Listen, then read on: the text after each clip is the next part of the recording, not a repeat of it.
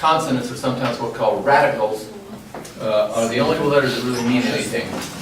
Да, и в древних языках порой вот согласные буквы или там радикалы, только они зачастую что-то значат. Especially when you get back to Hebrew, which every word only has 3 letters.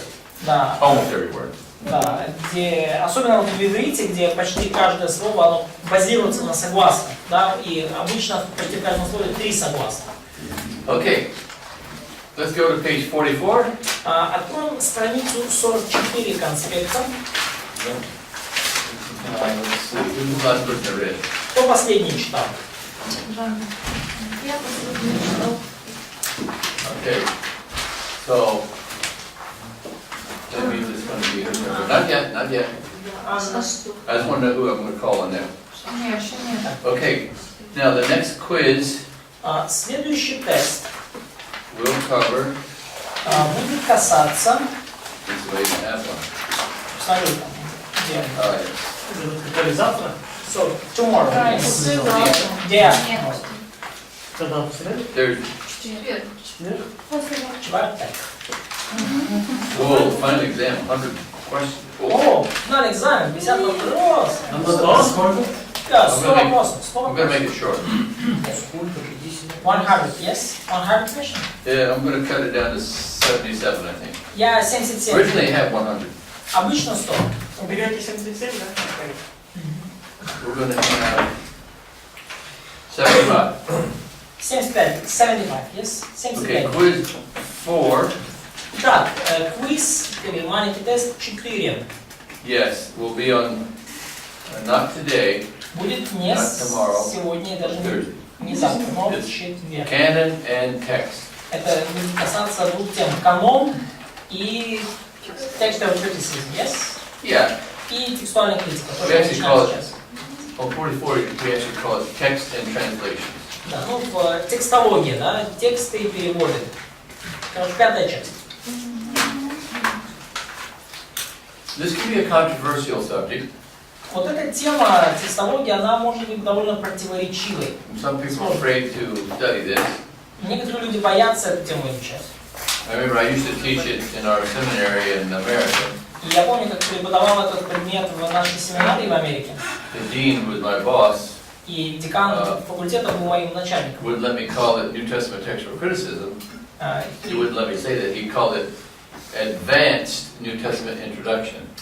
И он, мой декан, не позволил называть эту тему текстуальная критика Нового Завета. Он сказал, давай лучше назовем типа продвинутый курс новозаветных текстов. So I said, how can we call it advanced introduction? Как можно, типа, нет, он сказал, продвинутое введение в Новый Завет. Я говорю, как может быть продвинутое введение? Ну, это все была такая политика. Okay, let's look at the definition. Давайте посмотрим определение. It's the studies of copies and translations of a document. Текстология — это изучение копий и переводов документов. Right now we're not talking about just the New Testament, any document. И сейчас мы не говорим вообще только о Новом Завете, мы говорим о любом документе. To try to reproduce or try to produce the exact wording of the original writing. С целью воссоздания точных слов оригинального текста. So what would be the goal of the New Testament И textual criticism? 1b. Цель текстологии Нового Завета Is to arrive at the exact words the apostles wrote. заключается к воссозданию, да, тех слов, которые записали апостолы. Можете пометить стичкой, да, тех самых слов, которые записали апостолы. Now, text TC or textual criticism is a very important part of preservation. И текстология или текстуальная критика — это весьма важный компонент сохранения. And it also includes a study of the history of the transmission of the text. И также текстология включает в себя изучение истории передачи текста. Передачи текста, пропуски. Or we could even say, in one sense you could say, И передачи. Изучение истории передачи. История передачи. Yes. Кого чего? Передачи so текста. perhaps does it mean like translating and copying, or what is it? I'm not sure what it means. So, study of copies and translations, you mean the verb basically? Yeah, what does that word mean? Передача. Transmission or Just transferring. transferring, yes. Yeah, because we're going to talk about, basically copying and translating. Поскольку, да, когда мы говорим о передаче, мы имеем в виду и копирование, и перевод в одном флаконе. Now we'll see that copying will be much more important than translating. И мы увидим, что копирование, вот этот процесс для нас намного более важен, чем перевод. Because if we're trying to find out what is the correct reading of some passage, Поскольку если мы пытаемся обнаружить, какое же правильное прочтение того или иного отрывка, it's better to look at Greek manuscripts rather than a translation. то, конечно же, лучше смотреть в греческую рукопись на греческом, чем в какой-то перевод. The translations are good to prove that this verse existed. Перевод хорош, когда нужно подтвердить, что тот или иной стих существовал в оригинальном тексте. And sometimes that's important.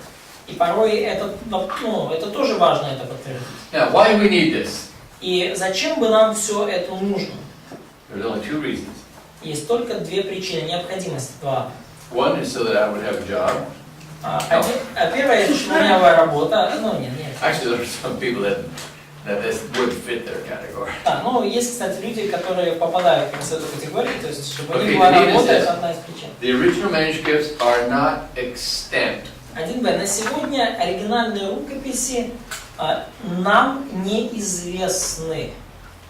Okay? And remember, extant means known to exist. То есть нам неизвестно об их существовании. Не то, чтобы они не существовали. Может, они существуют, но нам неизвестно об их существовании. Okay, so Оригинальные рукописи нам неизвестны. there's two reasons why we need TC. One is we don't have the original. Да. Итак, есть две причины, по которым нужна текстология или текстуальная критика. Во-первых, у нас нет оригинальных текстов на руках. And the second reason is the manuscripts that we do have differ. И They differ from второе, each other. все известные нам рукописи, которые у нас есть, они отличаются друг от друга. Отличаются друг от друга. Или просто отличаются. So think of this like this. Вот подумайте. Let's suppose that we have the synodal translation, Давайте представим, что у нас есть синодальный перевод. and there are only 10 manuscripts known in the world. И of synodal translation, yes? No, ancient Greek manuscripts. We're just У нас supposing. есть только синодальный перевод, и лишь нам известно 10 греческих рукописей. Вот всего по миру осталось 10 рукописей Нового Завета. They all have some differences, У них у всех есть какие-то отличия, and none of them, we know that none of them are original. и ни одна из этих рукописей, по нашим сведениям, не является оригинальной. So we say we want to know if the synodal is like the original. И мы хотим узнать, да, вот задаем такой вопрос, действительно ли синодальный текст соответствует оригинальному тексту?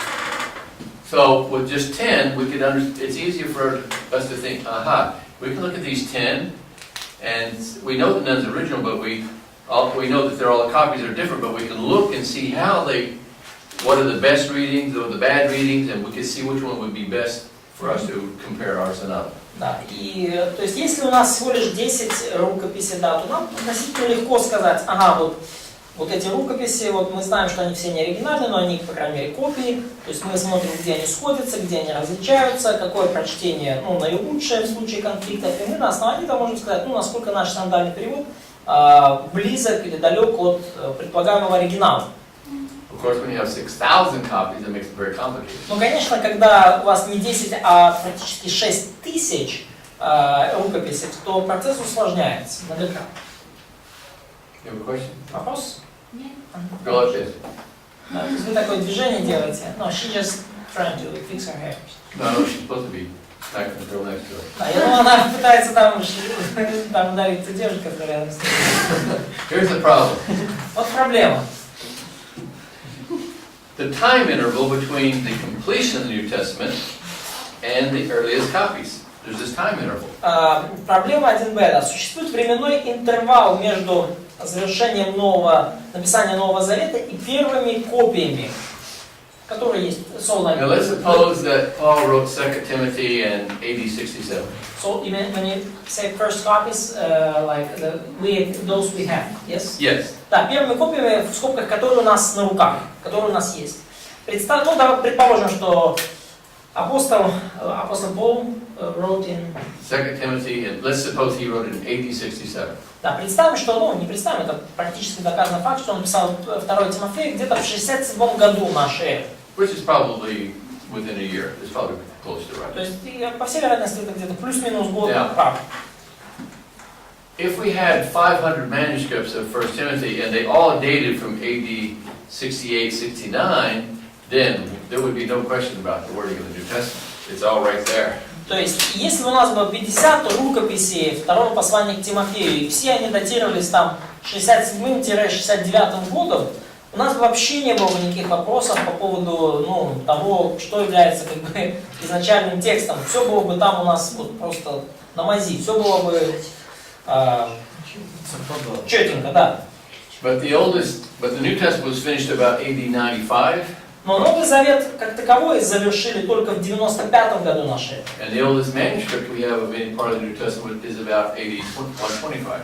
И самый ранний вообще кусочек Нового Завета, который у нас есть, это 125 год нашей эры. So we're talking 30 years or so. То есть уже разбежка 30 лет.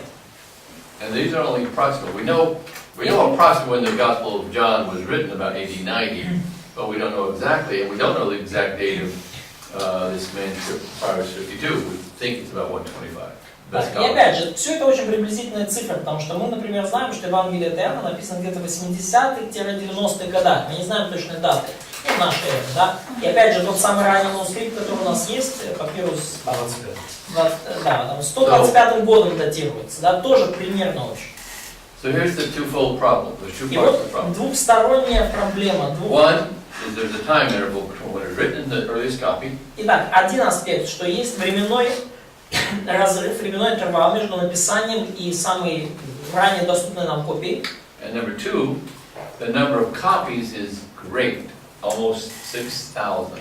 И второе, да, существует огромное количество копий, всего около 6000. Ну, пометьте в пробелах. Огромное пробеле количество копий, всего около 6000. So remember, every printed Bible you've ever seen in your life came, we're talking New Testament, came from a printed Greek New Testament like this. И помните, что всякая напечатанная Библия, которую вы держите в своих руках, она произошла вот от греческого Нового Завета. Okay, and every printed Greek New Testament like this came from ancient manuscripts. И ancient каждый Greek manuscripts. напечатанный греческий Новый Завет произошел от греческих рукописей. Okay, now we'll try to keep this basic, but enough where it's meaningful. Я пытаюсь как можно проще сказать, но есть такие важные очень тут вопросы. How do we determine what words are going to go in here? Как нам определить, какие слова попадут вот в этот вот как бы основополагающий текст, в текст греческого Нового Завета? Because none of these 6,000 manuscripts are exactly the same. Поскольку ни один из этих, ну, нету двух совершенно совпадающих рукописей из этих 6000. Да. Очень мала вероятность, что ошибка будет во всех копиях сделана в одном и том же месте. Потому методом сравнения нужно найти, что ж правильно. So it's very little probability that one mistake, что одна ошибка будет типа переходить из места. Что одна и та же ошибка будет сделана в одном и том же месте, потому что очевидно, что... Вы, значит, еще не дочитали конспект. Да? So she says it's very little probability that one mistake would be in all that places. So she suggests that mistakes would be kind of chaotic. So we could figure them out by comparing manuscripts between each other. Okay, so there has to be some plan, some strategy. То есть должен быть какой-то план, какая-то стратегия. So we have to have evidence. То есть Looking for evidence. нам нужно смотреть имеющиеся свидетельства, нам нужно искать, ну, смотреть на факты, да, свидетельства. So in Revelation 1:5, do we say that God loosed us from our sins or washed us from our sins? Итак, Откровение 1.5, пример, который мы разбирали с вами. Как же нам правильно прочитать, что Христос омыл нас от наших грехов или освободил от наших грехов?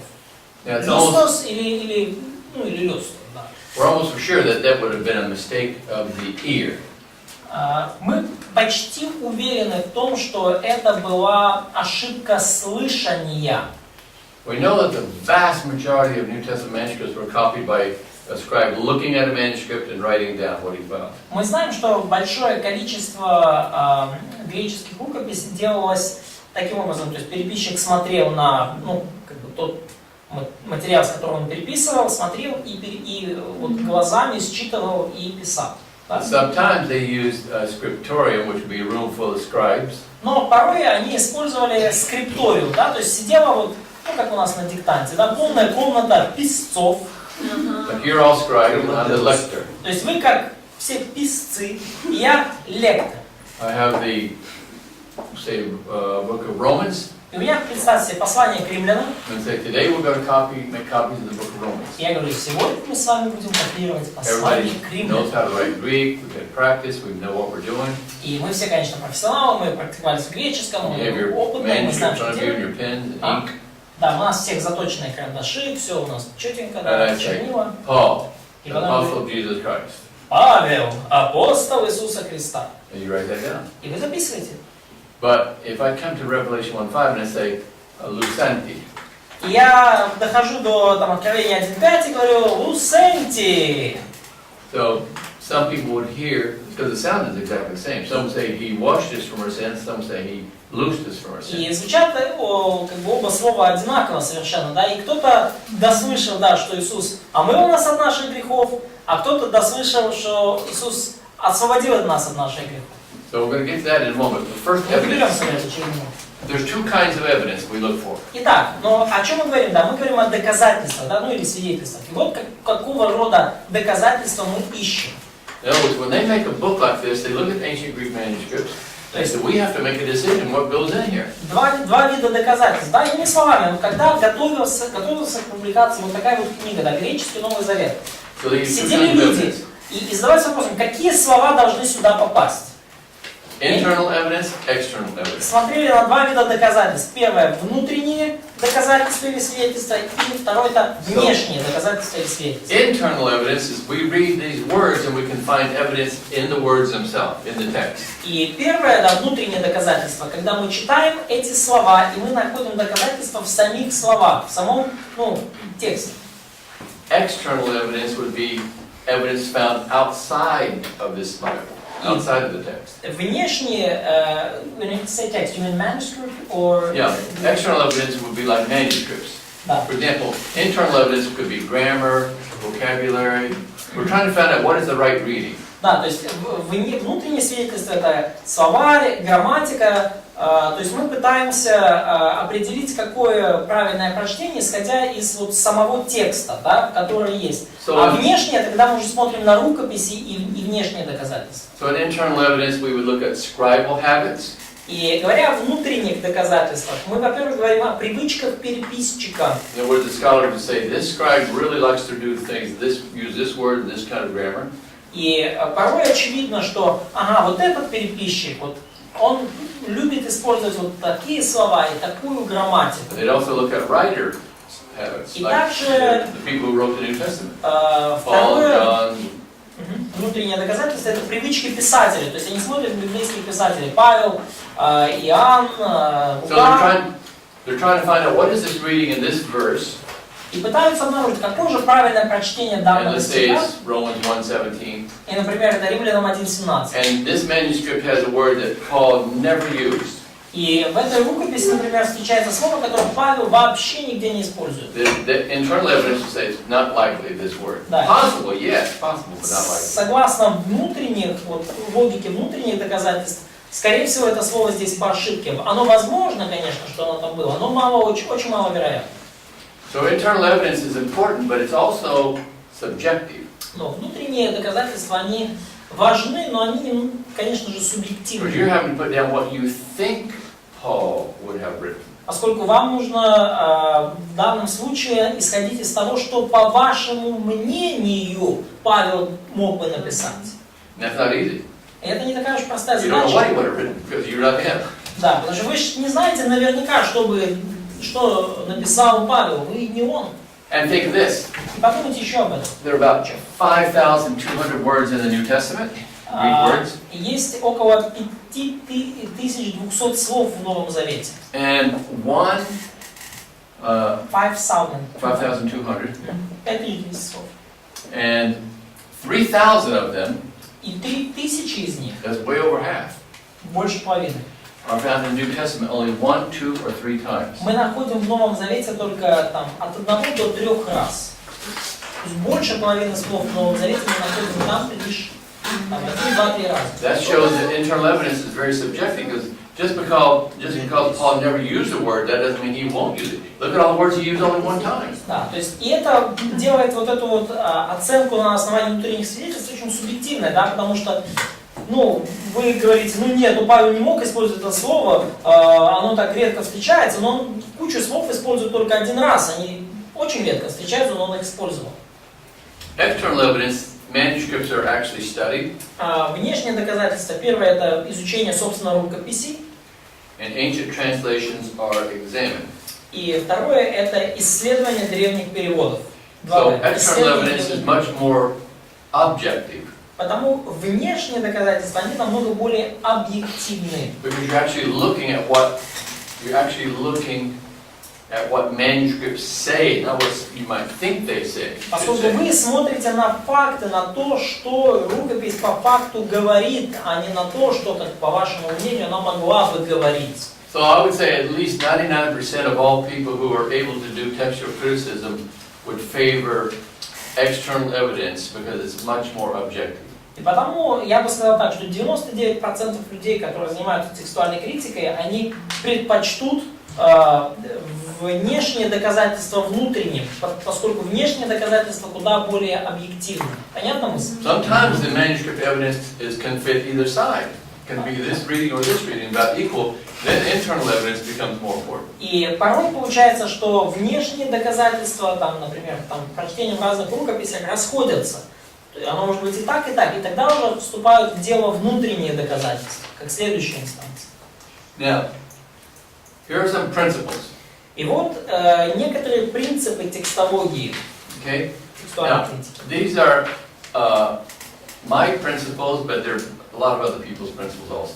Ну, это мои принципы, но это также принципы, которых придерживаются многие другие люди. Now, not everyone would agree with this, but I think for the most part they would. Может быть, не все до одного согласятся с этими принципами, но я думаю, что в большинстве своем, ну, все скажут «да». First of all, a reading must have manuscript evidence. Прочтение должно иметь доказательства в рукописи. Доказательства в рукописи. So it should have manuscript evidence. То есть у вас вариант прочтения должен присутствовать в рукописи. That means that there has to be manuscripts that have this reading in there. Иными словами, должен существовать манускрипт, должна существовать рукопись, в которой присутствует это прочтение, этот вариант. You should reject readings with no manuscript support. Поэтому вам нужно отвергать те прочтения, которые не имеют поддержки греческих рукописей. And yet there's some places in our Bible that there are passages with zero manuscript support. И есть некоторые отрывки в нашей Библии, которые вообще не поддержаны никакими рукописями. For example, in some English Bibles, that almost the last verse in the Bible, И в некоторых английских Библиях вот этот почти последний стих Библии, it says, if anybody adds to or takes away, God shall add to him the plagues that are, God shall take away his part out of the book of life or tree of life. just a second. In Synod Book of Life. 22.19, Откровение 22.19. Кто отнимет что от слов книги пророчества сего, у того отнимет Бог участие в книге жизни. And what verse is it again? 22:19. I know it's almost at the very end. 19. Yes, it is. It's just Yes. a few verses before the end. Yeah, this is says God should take his part out of the tree of life. In our text is a book of life. То есть, у нас у того отнимет Бог участие в книге жизни, а в английском в древе жизни. But, and it's interesting that in, well, in the Greek text, it's a tree of life. It's interesting that Ну, в греческом тексте там there is древний. no Greek manuscript in the world that has the Book of Life. На самом деле не существует ни одного греческого манускрипта, ни одной греческой рукописи, где говорилось бы про участие в книге жизни. Now, how that reading came about is very interesting. А как появилось это прочтение, это очень интересный факт.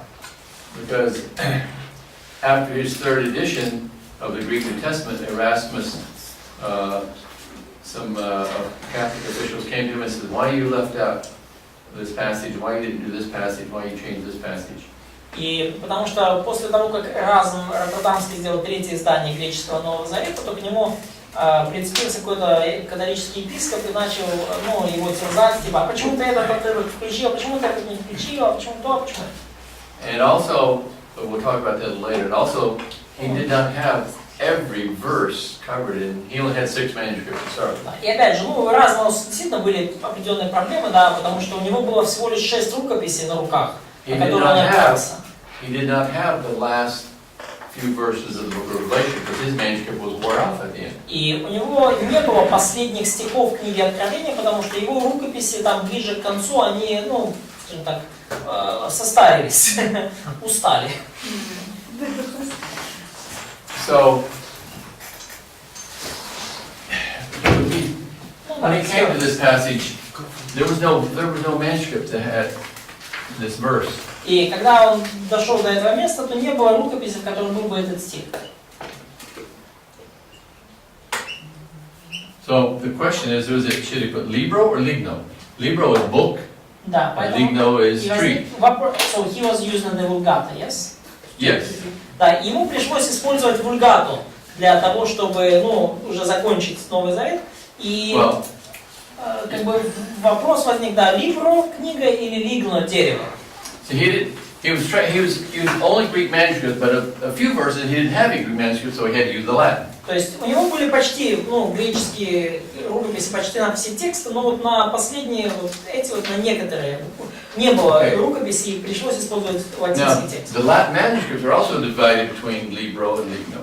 Book and Latin tree. Да, латинские тексты тоже разделились между libro и ligno, то есть там тоже не было единства. Pretty much all scholars, especially Latin scholars, agree that ligno is by far the best Latin edition. И большая часть ученых и исследователей латыни говорят, что лигно это наилучшее прочтение.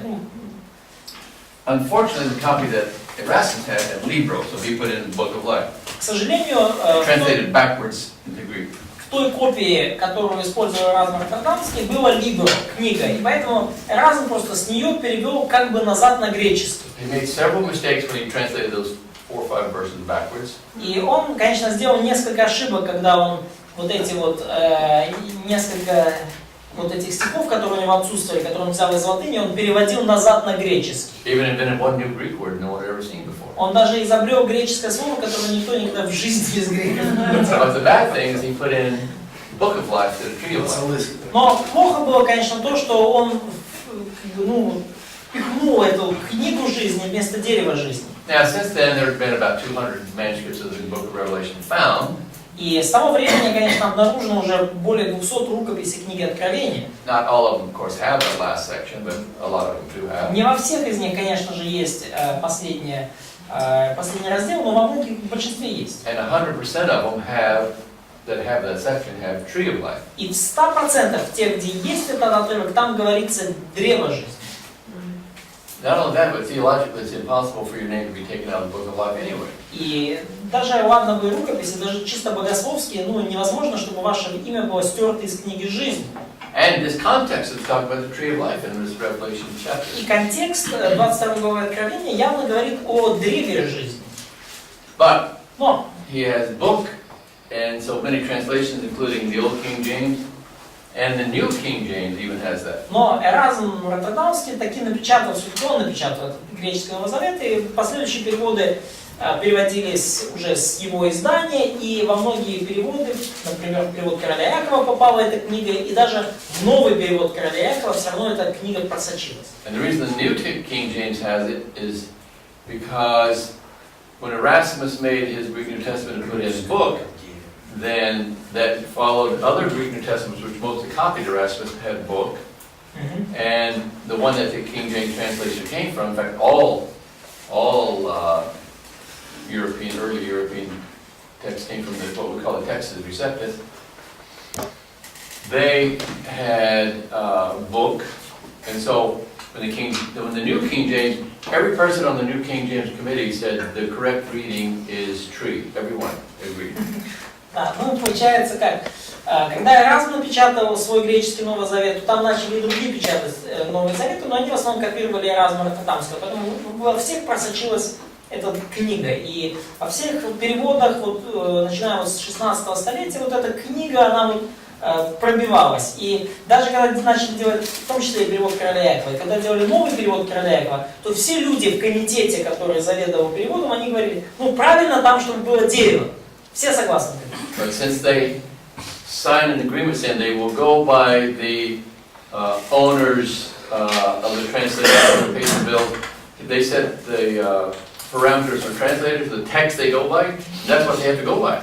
So they went by exactly what that text said, even though they knew it was the wrong reading, they still had to put it in there. Да, но поскольку,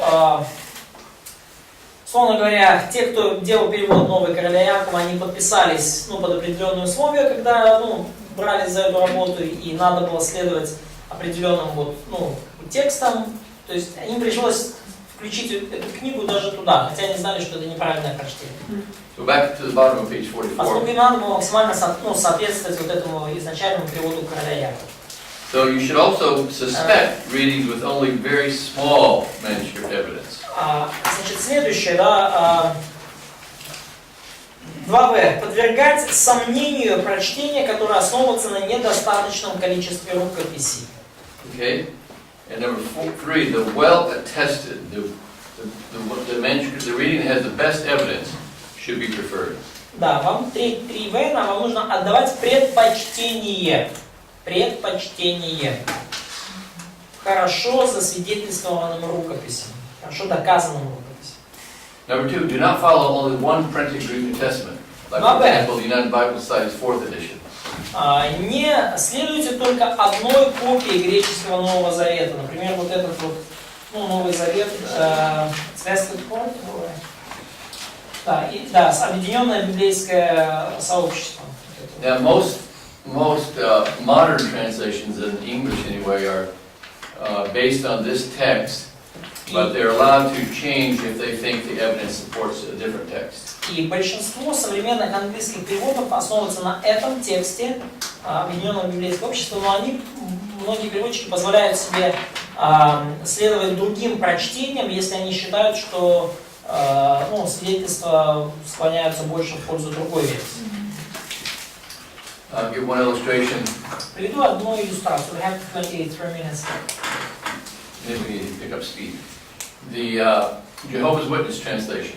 Например, приведу пример с переводом свидетелей Иеговы. It's one of the very few translations that say the front, based on the Greek New Testament of Westcott and Hort. Это один из немногих переводов, который прямо с первой обложки говорит, основывается на греческом Новом Завете Весткота Хорта.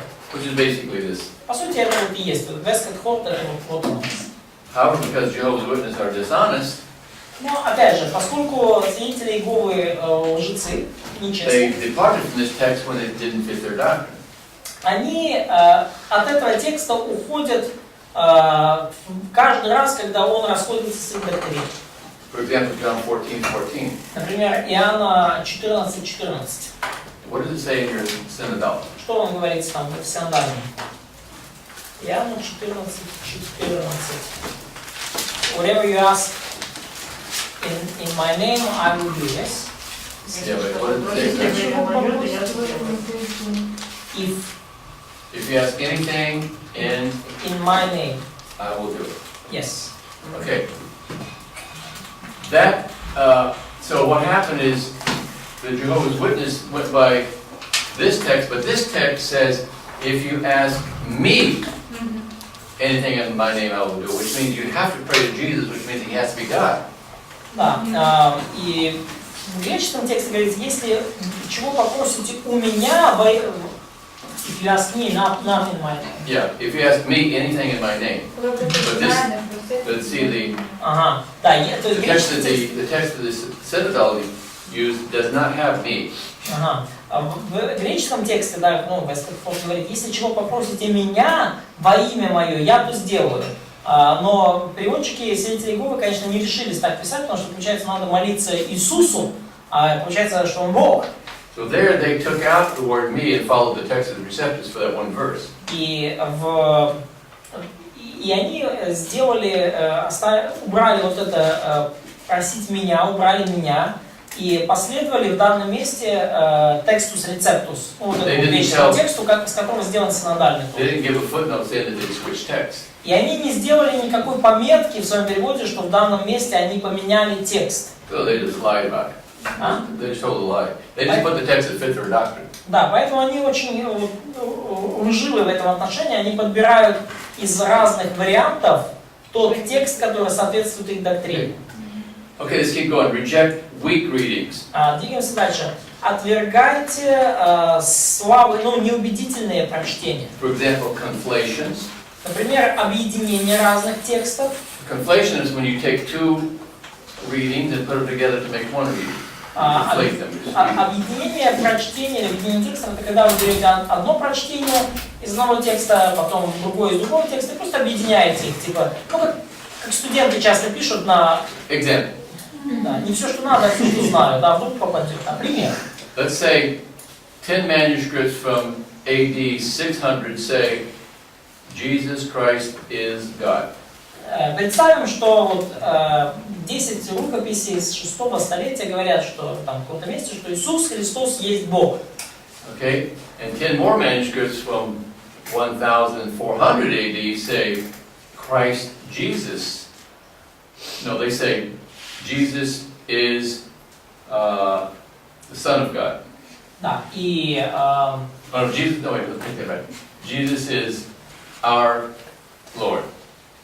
Да, It's a little bit different. Ага, да. И еще 10 рукописей, например, 1400 года говорят, что Иисус наш Господь. So a conflation would be the scribe would take two different readings and say Jesus Christ is our Lord God. In other words, he puts everything from both of them into one reading. Да, и объединение, да, это вот когда переписчик такой, он говорит, Иисус наш Господь Бог. То есть, поняли мысль, да? Иисус Бог, Иисус наш Господь, и объединяет Иисус наш Господь Бог. You can actually see that pretty easy in some manuscripts. И очень легко вы можете такие вещи увидеть в разных. You should reject late and sparsely supported readings. Да, второе, нужно отвергать поздние и слабо подтвержденные прочтения. So if they're very late and there are only a few of those, it's not likely. То есть, если это очень позднее прочтение и их очень мало, то есть они редко встречаются, то маловероятно, что оно было в оригинальном тексте. And harmonizations. И третье — это гармонизация. Those are especially common in the Gospels. Особенно это явно видно в Евангелиях. The scribe is copying Matthew. Переписчик копирует Евангелие от Матфея. But he remembers Luke said it differently, and he said, I learned it the way Luke said, so I'm going to put them together so that there's no contradiction in the Bible. I don't want them to be different, so he said, I'm going to change mine so that they're the same. Да, он копирует Евангелие от Матфея, но потом вспоминает, я читал Евангелие от Луки, и там этот эпизод описан немножко иначе, и поскольку я этот эпизод узнал все-таки от Луки, то я впишу в Евангелие от Матфея то, что информацию из Луки, чтобы не было конфликтов, да, и гармонизирую два текста. You should value good evidence. 4b. Вам нужно ценить хорошие доказательства. For example, very old manuscripts. Первое, это очень древние рукописи. We said that the oldest Bible in the world is manuscript Aleph, also called Sinaiticus. И мы сказали уже, да, что самая древняя Библия в мире — это рукопись, манускрипт Алеф или Синайский кодекс. It's dated about AD 360. Он датирован где-то 360 годом. So it's not the oldest, but it's very old. То есть это может быть не самая древняя, конечно же, рукопись Библии, но So even очень if you don't like it, you should at least consider what it says, because it's very old. И даже если она вам не нравится, вам все равно нужно принимать во внимание, что там говорится, потому что она очень древняя. Now, older does not mean better. Но то, что рукопись древняя, еще не означает, что она лучше. every textual critic I know of would say older does not guarantee better. Любой профессиональный, серьезный текстолог, текстуальный критик, который я знаю, вам скажет, что если рукопись более древняя, это не значит еще, что она более качественная. You should also value large numbers of manuscripts. Второе, что вам нужно ценить, это большое количество рукописей. Два В. Большое количество рукописей. So if some reading just gives a lot, supported by the big number. Yes, especially what we call the majority text. About 85 to 90% of all manuscripts are what we call the Byzantine or majority text. Да. Ну, особенно вот, то есть, что значит большое количество рукописей, когда какое-то прочтение подтверждено большим количеством манускриптов. И особенно это касается вот, тексты большинства, о которых мы еще поговорим, византийские тексты, составляют где-то 85-90% всех имеющихся манускриптов у нас на руках. Let me just give you a real quick example, and then we'll go on. Ну, вот очень простой, быстрый пример. The last 16 verses, no, the last 12 verses of Mark Последние 12 стихов Евангелия от Марка are not in some Bibles. In some Bibles they are there, but they have a note and they're not in the oldest and best manuscripts. в некоторых рукописях, в некоторых изданиях Библии они есть, а в некоторых они тоже включаются, но с пометкой, что вот этот отрывок не включен в самые древние и там типа авторитетные манускрипты Марка. Марка с 9 и до 20 стиха. Марка 16 глава с 9 до 20 стиха. So if it sounds like many of them will say the oldest and best don't have this. И во многих Библиях так говорится, что самые древние, самые лучшие рукописи не содержат этого отрывка. One Bible said, it says some have this reading, some don't have this В reading. некоторых Библиях говорится так, что вот в одних рукописях есть это место, а в других этого места нет. What they don't tell you is that more than 1,800 manuscripts have that reading. 1800. Да. Что они вам не говорят, эти все пометки, это то, что в 1800 рукописях есть это место. And 3 manuscripts don't have it. И только в 3 рукописях этого места нет. Yeah, it's true that 2 of those are old, important ones. Марка 16 глава, 9 по 20 стих. It's true that 2 of those are very old ones. И, конечно же, это правда, что вот из этих 3 рукописей, где этого места нет, 2 весьма важные. There's been at least 2 500-page books written on this passage. 500 page. Да, и было как минимум 2 500-страничных монографии Just on написано the textual part. лишь вот по этим отрывкам, лишь по текстуальной части, да, лишь по достоверности. There's even evidence that one of those manuscripts that don't have it, there's pretty strong evidence that it was there, but it was taken off and that page recopied one time. Да, но But there's this blank space just the right size at the end. да, есть доказательства даже того, что в одной из 3 рукописей, где этого места нету, оно было, но потом его оттуда стерли, и просто там осталось место пустое вот на этом промежутке. Okay, then you also should consider text families. Пятое, другие соображения. Вам нужно учитывать текстуальные семьи. And also internal evidence.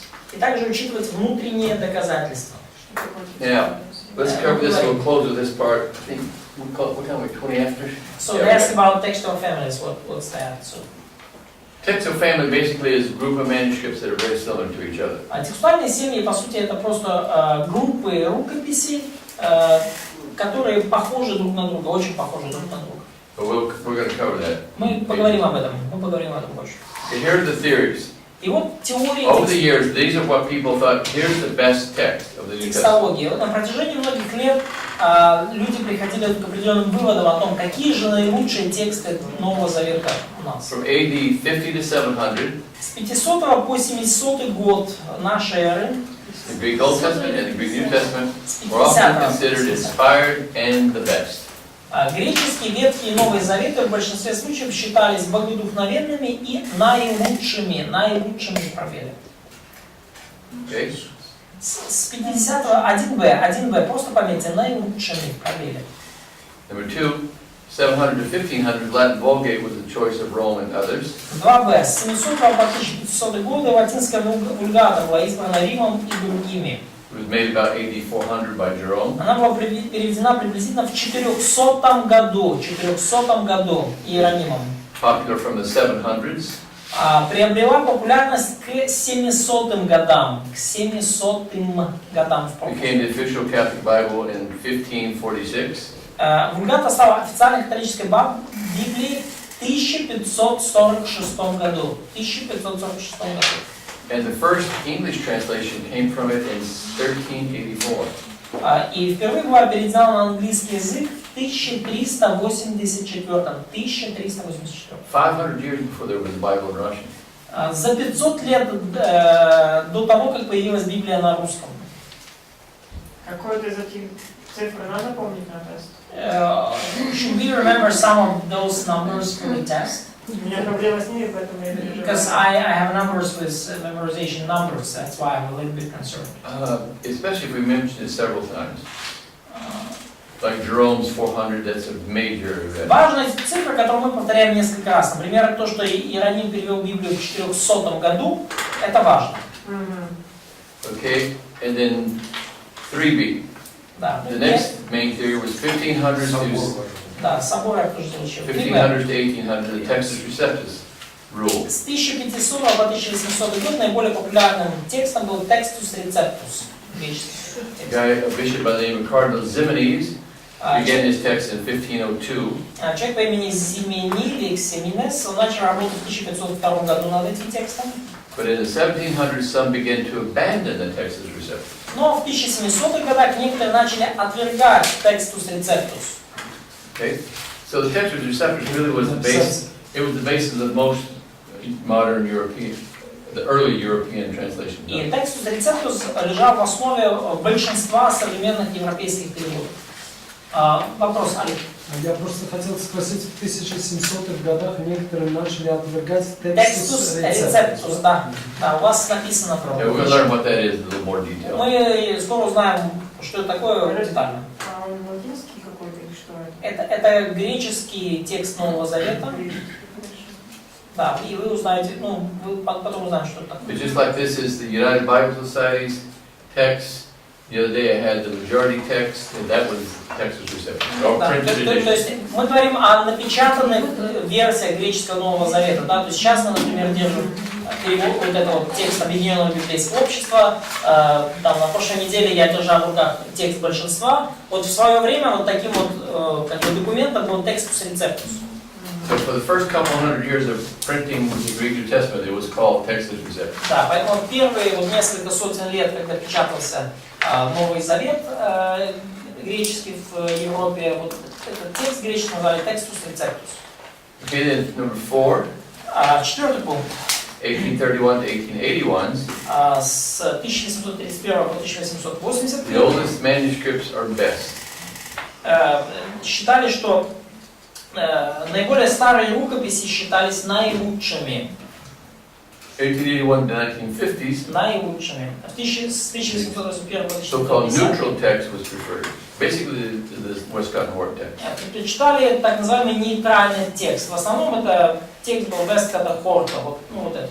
The Westcott Hort text came out in 1881, and it's basically that text. Да, текст Весткота Хорта появился в 1881 году, и по сути он и есть вот этот нейтральный текст. 1930s, the Western text was popular by a few people. В 1930-х годах западный текст пользовался популярностью многих людей. 1940s to present, eclecticism is the choice of many. С 40-х годов до сегодняшнего дня многие выбирают эклектицизм. Basically, what that means is that in every decision you look at all the evidence and choose the best reading. И по сути это означает, что при любой проблеме, при любом разночтении вы собираете из всех текстов возможных прочтений и выбираете наилучшее. 1960s, the Textus Receptus was exalted by some KJVO types. Да, и с 60-х годов до сегодняшнего дня отдельные сторонники, ну, у вас плохо переведено, только Библия короля Якова. Есть такое движение в Штатах, только King James. Они начали превозносить снова Textus Receptus, с которого King James переведен. 9b, and 1960s to the present, the majority text was preferred by some. С 60-х годов по сегодняшний день некоторые дают предпочтение тексту большинства, или воспринимаем как текст majority. Think of this. Подумайте, When that printed Greek New Testament came out когда появился вот этот печатный Новый Завет, in именно majority 1980, текст, в 1980 году, that's the majority text. текст большинства. It was the first time in the history of the world Это был первый раз в мировой истории, that a Greek New Testament was produced and printed based on the vast majority of manuscripts. когда греческий Новый Завет был составлен и напечатан, греческий Новый Завет, который сделан на основании большинства, да, то есть абсолютно преизобилующего большинства рукописей. Before they were based on usually 2 or 3% or less. До того все греческие заветы основывались на 2-3% рукописей. Number 10, currently a balance is coming, but little progress was made in the 20th century. 10b, сейчас существует баланс, но 20-е столетие принесло немного изменений. Any questions? So what are these changes? Or what is that progress? Okay, for example, Например, for 300 years the Textus Receptus ruled. It was, let's say, like this. да, то есть в течение 300 лет текстус рецептус он просто рулил. And then when in 1881 when the Westcott Hort text came in, it completely crossed the pendulum like this. Everybody went this way. Да, и все были на стороне текстус рецептус. Потом в 1881 году появился текст Вескота Хорда, и все переметнулись в сторону. When I was in college and seminary, И когда я учился в колледже, в the семинаре, Westcott Hort text or the UBS text, that's all the text is all the same text. That was basically the only thing there was. текст Вескота Хорда или текст Объединенного библейского общества, это было вот все, что как бы альфа и омега, все только на So него we all опирались. believed that it was the best text. И все мы верили, что это самый лучший текст в мире. Every translation was made from that text. Все переводы основывались на этом тексте. Almost everywhere in the world. Все по всему миру так были. But then in the 1960s, Zane Hodges and some other people began to write in favor of the majority text. Но потом в 60-х годах Зейн Ходжес и другие люди начали исследовать и поднимать на поверхность текст большинства.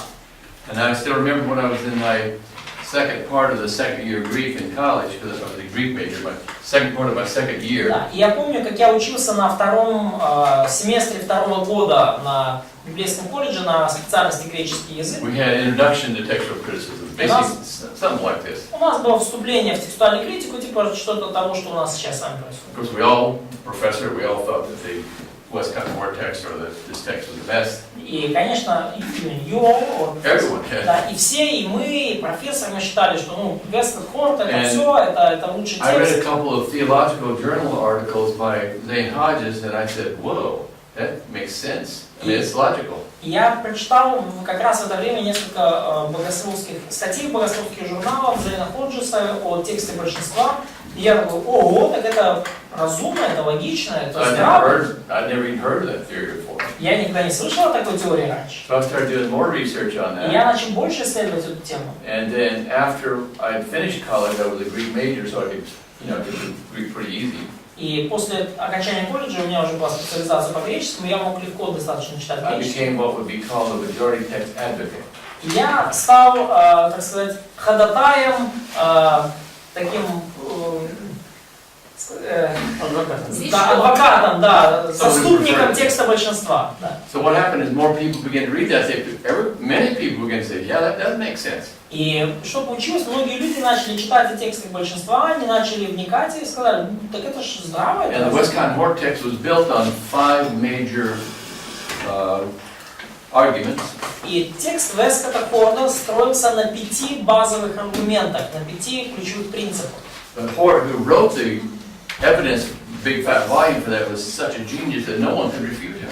He did a masterful job. И Хорд, который сформулировал эти 5 аргументов и разъяснил их, он вот написал большую работу, написал гениально, настолько филигранно, что никто не мог его долгие годы опровергнуть. But in the next 100 years, all 5 of his major arguments were proven to be false. Но в течение следующих 100 лет все 5 из его аргументов были опровергнуты, было показано, что они неправильные, неправдивы.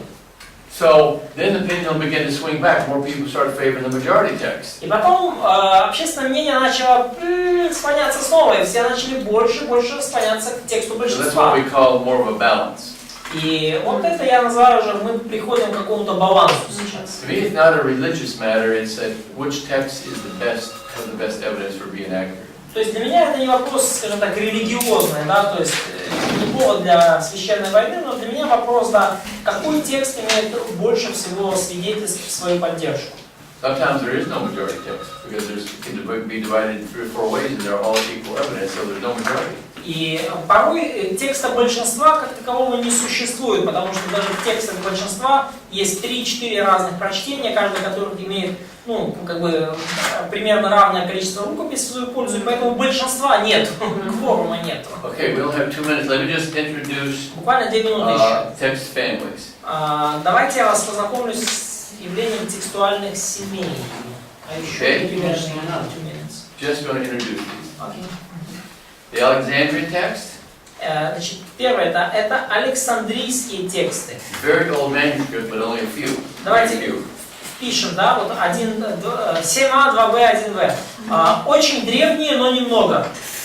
Очень древние, но совсем немного. Byzantine text, most of the manuscript, but not as old. Византийские. Большинство рукописей, но не такие древние. Большинство, но не такие древние. Caesarean text Кесарийские тексты. has doubted existence. Most people say, okay, it exists, but it's so weak that we might as well say it doesn't exist. Существование под сомнением. Под сомнением, просто пишите. And then the Western text, И западные тексты. it also has doubted existence, but most scholars do accept it as legitimate text. Ну, как бы тоже под сомнением, но, по крайней мере, большинство ученых их признают. Под сомнением, но признаются. The Western text doesn't have much evidence, but it has a couple of very old evidence, some very old. Manuscripts.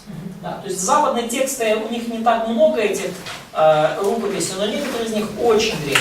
And the names were originally built on geographical locations. И So if you have the Egyptian, названия, они построены, очевидно, на географических there would be the терминах. Egyptian or the Alexandrian text. Поэтому, если вот мы говорим о Египте, то там Александрийские или египетские тексты. City of Caesarea, this would be the Caesarean text. Кесарийские тексты, они вот The там. Byzantine Empire would be the В этой Byzantine части or там majority text. византийские тексты большинства And then you здесь. went over somewhere down here is this big boot, that's Italy. И вот этот большой сапог это And Италия. there's the city of Rome. Это вот Рим. And this is Africa. This is Это North Африка. Africa. Африка здесь. This, like here, И вот здесь вот that's called the Western text. это то, что называют западные тексты, да, все, что найдено вот в этой части. Okay, now those names were first invented in only about 200 years ago. И вот эти имена для текстуальных семей были изобретены только там 200 лет назад. They originally were geographical locations. Изначально были просто вот эти названия характеризовали географические, где были найдены рукописи, да, географические. But today they really don't have geographical significance. Но в наше время уже эти названия не имеют географического значения. Because what they found is there's no such thing as a pure text anywhere. All of these would have readings from here, here, and these would all have readings from there, there, you know. Потому что было обнаружено, что нет вообще чистых текстов, да, потому что в текстах, которые находили в Византии, были прочтения типичные для Александрийских, в Александрийских находили типично византийские и наоборот, то есть все было примешано.